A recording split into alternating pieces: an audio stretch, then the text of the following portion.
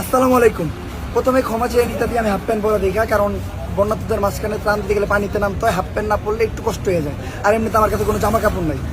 তো এই যে আমাদের পিছনে কাদের দেখতেছেন, দাড়িওয়ালা টুপি পরা, যাদেরকে আপনারা এতদিন শিবির ও খুনি হত্যাকারী নানান বিষয়ে আখ্যায়িত করছেন। এমনকি আমি পাঞ্জাবি পরে ছাত্র আন্দোলনে গেছিলাম থেকে আমার এই শিবির হয়েছে।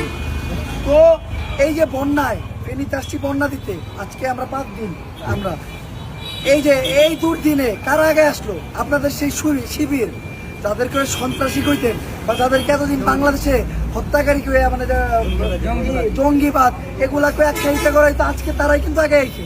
হ্যাঁ, এনাদের যারা আছে, আমরা নাহলে কন্টেন্ট ক্রিয়েটর বা আপনারা যারা ত্রাণ নিয়ে আসতেছেন, এক একজন এক একটা প্রতিষ্ঠানের মালিক বা মনে করেন বড় বড় জায়গার থেকে অনেক টাকা করে কামান, একজন এটা দিতেছে ওনারা ভাই আপনার কে কি কাজ করেন মসজিদে? আমরা জানি একজনের মসজিদের ইমামের স্যালারি কত হয়। একটা এলাকার মসজিদের ইমামের স্যালারি যদি আমরা 7,000 টাকা দিতে যাই, আমাকেও মনে হয় কলকাতা ভাইটা যায়। তো এই স্যালারি নিয়ে তারা ফান্ডিং করে বা নিজেদের কাছ থেকে টাকা দিয়া নিজেদের অর্থায়নে এই যে ত্রাণ দিতে আসছে, এটা কাদের জন্য? শুধুমাত্র মানবতার খাতিরে। আর আরেকটা বিষয় যেটা বলতেই হয়, হ্যাঁ, আপনারা বলতে দেন যে এই দুর্দিনে হুজুররা কই গেল? হুজুরদেরকে আমরা খুঁজে পাইতাছি না ভাই। হুজুররা ট্রাক ভাড়া কইরা 20 জন 25 জন মিলা ওই ক্যামেরা ধরে ভিডিও করতে করতে ব্লগ বানাইতে হয় না। হুজুররা এই দুর্যোগে ব্লগ বানাইতে হয় না। আপনি হুজুর করে দেখবেন কেমনে? বাংলাদেশের কয়টা হুজুরের বড় বড় পেজ আছে, কয়টা হুজুর ভিডিও টিকটকে ভিডিও দেয়? তাইলে হুজুর করে আপনারা দেখবেন কোন দিকা? আমাকে দেন কে লেগা? আমরা আপডেট দেই, নিউজ দেই, ভিডিও বানাই, এটা করি নানান কন্টেন্ট ক্রিয়েটর আহে, দেখবেন কি তাদের পেজে 38টা 39টা 40টা ভিডিও হয়ে গেছে। আপনারা ভাবতেছেন তারা আসছে ত্রাণ দিতে হয়, তা করে দেখতেছেন মানে কোথায় আছে না, যেটা দেখা যায় সেটাই বিক্রি হয়। একটা কথা, হুজুররা যদি আজকে ব্লগ করতো, হুজুররা যদি একটা মিউজিক লাগাইতো ব্যাকগ্রাউন্ডে, ওই হুজুররা যদি এই যে ট্রাক বইরে এমনি ভিডিও করতে করতে ব্লগ করতে করতে আইতো, হুজুররা যদি একজনের টান দিত, 5 জন ছবি তুলতো, হুজুররা যদি ক্যাপশন লাগতো, তাইলে আজকে আপনারা হুজুররাও মানে ওই যে দেখতে পাইতেন। আপনারা অনেকে কমেন্ট করতেন যে এই দুর্দিনে আপনারা আগে গেলেন, কই সেই আমাদের হুজুররা যারা ওই যে ওই আর্টিস্ট করতে গেছিল, ওই যারা ওই যে এই আন্দোলন এটা করতে গেছিল, ওটা করতে গেছিল। আমি এই জন্য শুধু ভিডিওটা করলাম এই কারণে যে হুজুরদেরকে আমি দেখাই দিলাম আমাদের বাংলাদেশে মাদ্রাসার স্টুডেন্টরা এমন ভাবে অবহেলিত, এইটা মানা যায় না। আমাদের আন্দোলনে শুধু কি আমরা এই যে সিভিল স্টুডেন্টরা জয়েন করে দিলাম? আমরা কি স্কুলের স্টুডেন্টরা জয়েন করে দিলাম? আমরা কি খালি ভারতীয় স্টুডেন্টরা জয়েন করে দিলাম? মাদ্রাসার স্টুডেন্টদের অবদান কই গেল? কেউ বলছে একবার? কোন টিভি মিডিয়া প্রচার করতে পারে নাই? আমি টিভি মিডিয়ার কথা করুন কি, আমি নিজেই প্রচার করিনি। কারণ কি জানেন, ওই টাইমে আমরা করতে পারিনি। হ্যাঁ, তো আমি চাই যে আপনারা ওই যে যারা এই ধারণারা এন না যে হুজুররা এই দিনে মানুষের পাশে নাই, তারা নিজের ধারণাটা ভাঙেন। এই ফেনীতে আসেন, নোয়াখালীতে আসেন, লক্ষ্মীপুরে হুজুররা হিন্দু দেখলে আরো বেশি, একজন সনাতনী দেখলে পারলে দান 2 টাকা করে পটলা দিয়ে যাচ্ছে।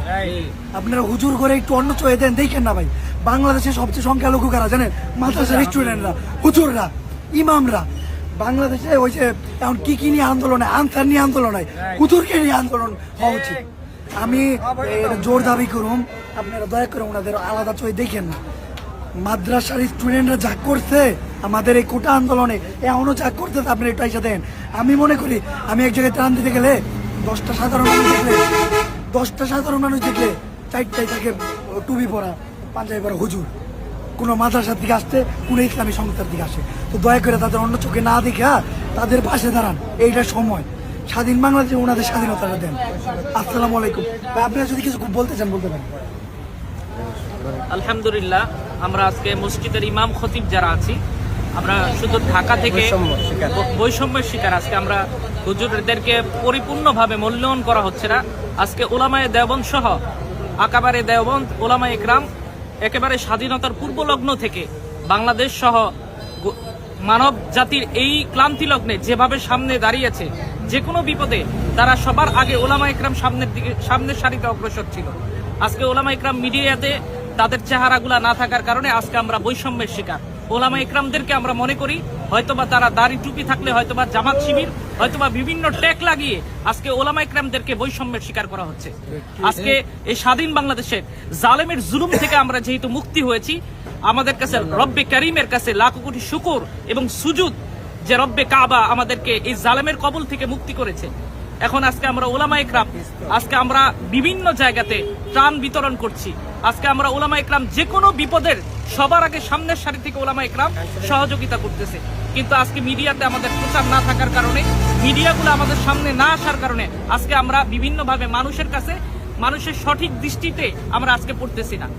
এজন্য প্রিয় ভাইয়েরা আমার, আপনারা সকলে আল মুসলিম ও আকুল মুসলিম, মুসলমান মুসলমানের ভাই, মুসলমান মুসলমানের ভাই। মুসলমানরা সব সময় যে কোনো মানবতার ধর্ম হচ্ছে ইসলাম, যে কোনো কাজে মুসলমানরা সবার আগে অগ্রসর ছিল। কিন্তু আজকে আমরা এই দাড়ি টুপি দেখে মানুষদেরকে, হুজুরকে দেখলেই মনে করি জঙ্গিবাদ, হুজুরদেরকে দেখলেই মনে করি আমরা মৌলবাদ।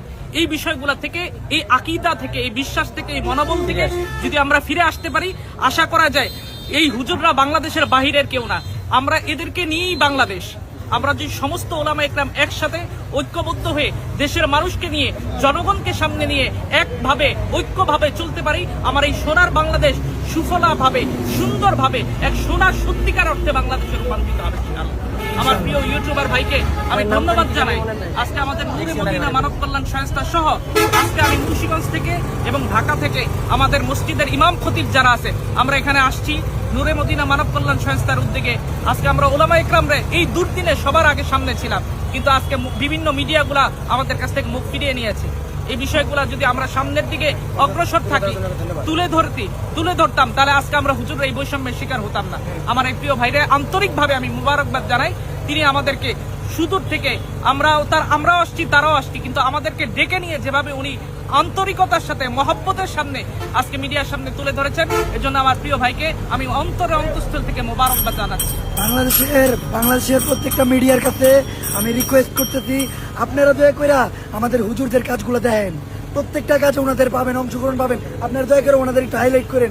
আর কন্টেন্ট ক্রিয়েটর যারা আছে, আমি সবাই কইতেছি, আপনারা তো এত মানুষের কাছে যান, দয়া করে আমাদের মাদ্রাসার দিকে যারা যায়, হুজুর যারা যায়, তাদেরকে একটু হাইলাইট করেন, এটা আমার রিকোয়েস্ট। আর আমি হাফ প্যান্ট পরা আছি, বেদবি মাপ নেবেন, আমি আসলে কোনো আমরা সব কাপড় চলে দিই যা, এই জন্য একটু আমরা রিকোয়েস্ট করলাম, আর সবাই একটু ক্ষমা দৃষ্টি দেখবেন। আসসালামু আলাইকুম।